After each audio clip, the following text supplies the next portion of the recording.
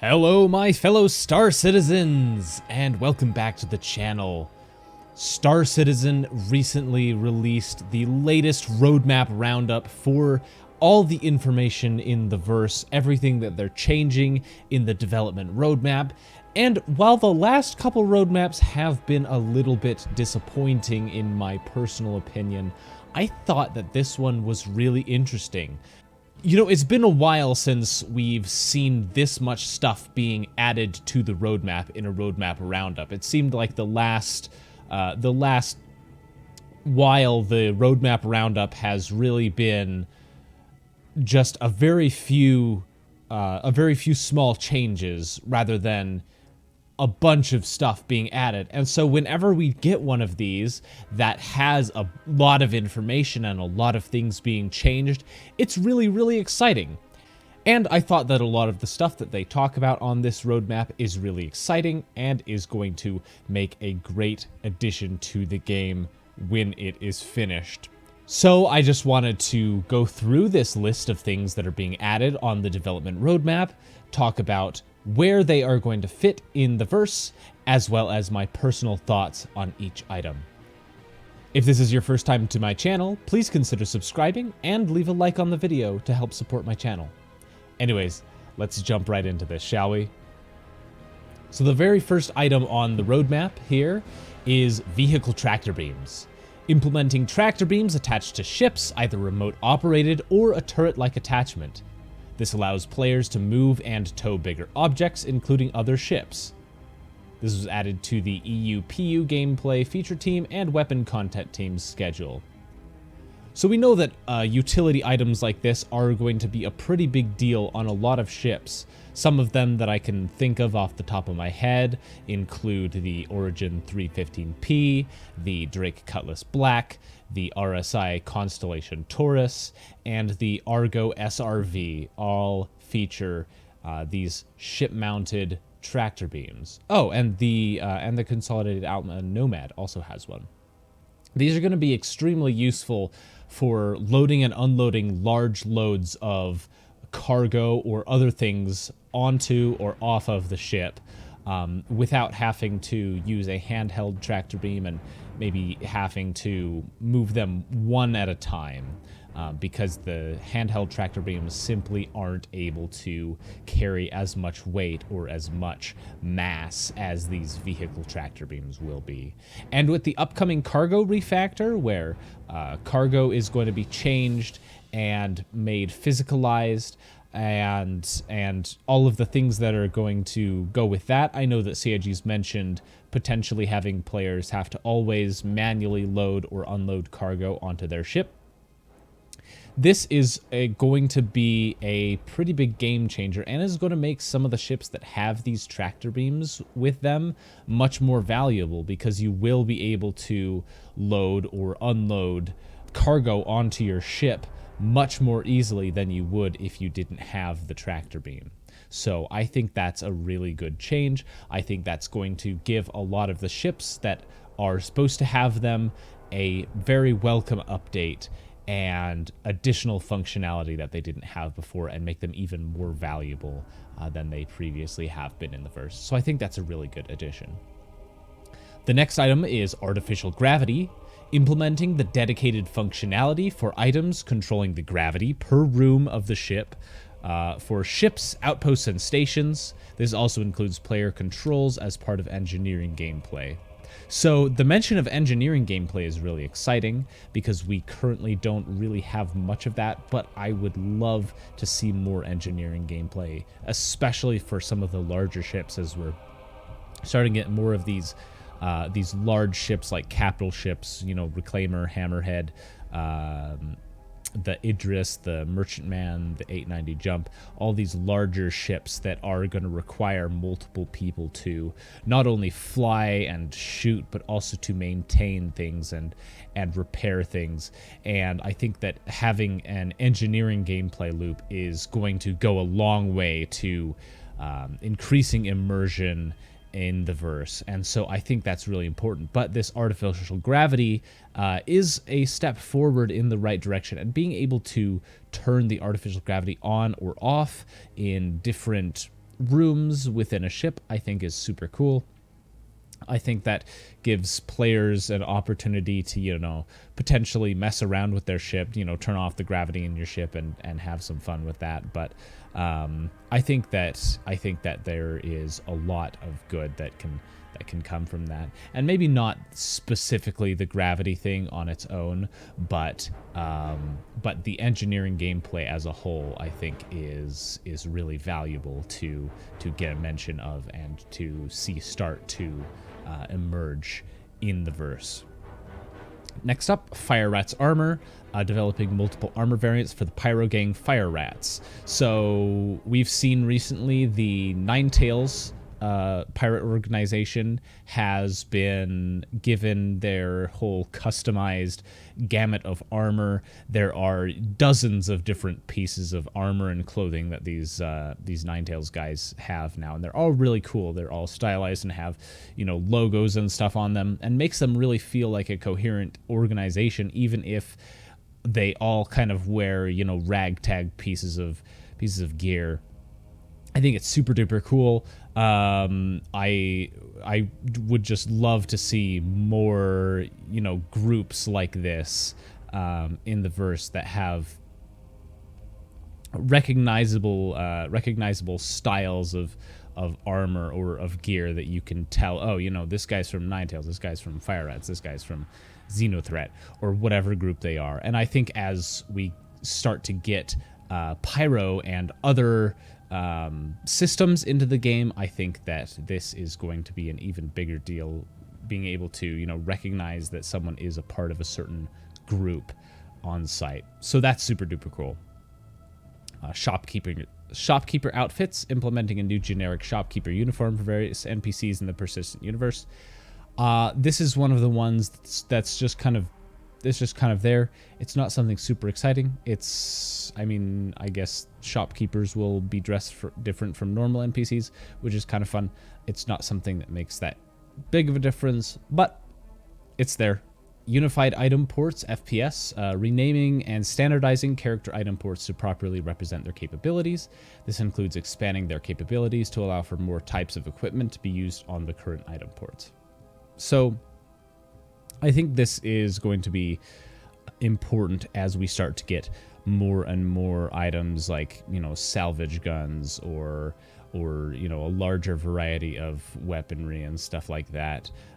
Just making sure that the character model can handle equipping all these different things. This is not something that's like a huge addition, but it is going to be a quality of life thing that I think will be great to have once it is implemented, just to make things work a little more smoothly. The next thing is swimming tier 0. So creating basic functionality for the player to be able to swim across the surface of bodies of water, including related features such as entering, exiting, and drowning. Includes support for hazardous liquids that can damage or kill the player and other characters. So I imagine that hazardous liquids, especially with Pyro on the horizon, probably includes something like lava, potentially toxic liquids as well. But being able to swim is great. Having that addition, especially when we can now, actually go into water without dying, and we can ride our grav bikes across the surface of water. I think that's kind of a logical next step, and it'll be fun because now you can actually, go for a beach day with your friends, go have a swim in the lake at Hurston, probably die from all the toxic waste that they've been dumped into the lake. It'll be great. Anyways, the next thing on the list is AI utility.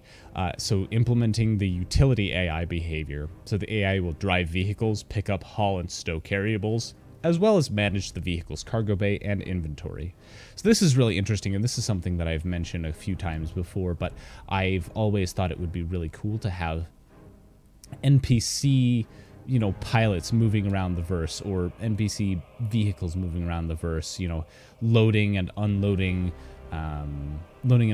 boxes, or shipping shipping cargo from one location to another location and loading it and unloading it there. And this is exactly what I've been talking about, giving the AIs the ability to load cargo and unload cargo from vehicles and to drive vehicles from one place to another, so that you get this more immersive experience of seeing not just players but NPCs actually going around and doing jobs and stuff like that. And I think that's really super cool. That'll be a great addition when it's finished. The next thing is AI commuter. Implementing the commuter AI behavior into the game. The AI will search for means to travel to their destination. While waiting for a vehicle to arrive, the AI will eat, drink, and check notice boards or timetables. Upon the arrival of the transport, the AI will board and embark to their destination. So I assume this will include trains in planetary landing zones, as well as, I am assuming, the upcoming personnel transportation missions, which have been talked about, but I haven't seen a whole lot of mention of them recently. But that would be missions where players can take a job to transport an NPC from one location to another, or group of NPC. And this is what ships like the Genesis Starliner are designed and built for, is just transporting your little NPC friends from one location to another in the verse. And so having this AI functionality being added to the game gives me hope for that type of mission actually being implemented sometime soon in the verse. So I'm very excited for that. Next up, we have environmental space missions, the implementation of new missions and scenarios that the player will encounter as they wander around an area of space. The missions that appear will be based on probability volumes that the player is currently in. So this probability volumes refers to the quanta system that we learned more about at CitizenCon last year. But essentially it's something that determines the likelihood of events occurring based on traffic in an area. So for example, if there is a lot of a valuable resource at an area, then more cargo traders will go to that area, which will attract more pirates, which will attract more bounty hunters, which will drive away the cargo traders, which will drive away the pirates and stuff like that. So it'll be this kind of evolving environment of the likelihood of things happening. And so I assume that's what this is referring to. It's not very specific, but I assume that's what it's referring to, and that'll be really cool. It'll be kind of like miniature dynamic events that will happen if the probability of a certain thing gets high enough, and I think that's really cool. So new interdiction scenarios, adding new variations and difficulty levels of interdiction scenarios that players will come across while quantum traveling. So this will be, occasionally you'll get interdicted. Usually the AI has like one Cutlass Blue, which you just immediately blow up, and then you can just quantum again.